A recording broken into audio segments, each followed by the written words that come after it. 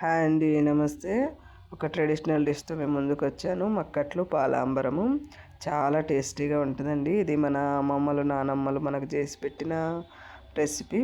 అయితే ఇది ఎలా చేసుకోవాలంటే, లేత మక్కలు తీసుకోవాలండి. లేత మక్కల్లో జీలకర్ర, ఎల్లిపాయ, పచ్చిమిరపకాయలు, ఉప్పు వేసి మిక్సీ పట్టుకోవాలి. అలా లేదంటే సాదాగా కూడా ఉప్పు కూడా వేసి చేసుకోవచ్చు, మన ఇష్టము.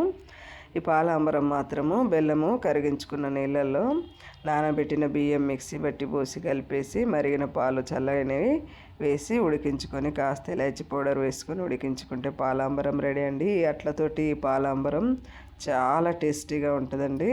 మీరు ఒకసారి ట్రై చేసి చూడండి. మక్కట్లకు మాత్రము లేతగా సాదా కార్న్ ఉండాలండి. స్వీట్ కార్న్తో మాత్రం రావు. క్రిస్పీగా కావాలంటే కాస్త బియ్యం పిండి కలుపుకోండి. నచ్చితే లైక్ చేయండి. కొత్తగా చూసేవారు సబ్స్క్రైబ్ చేయండి.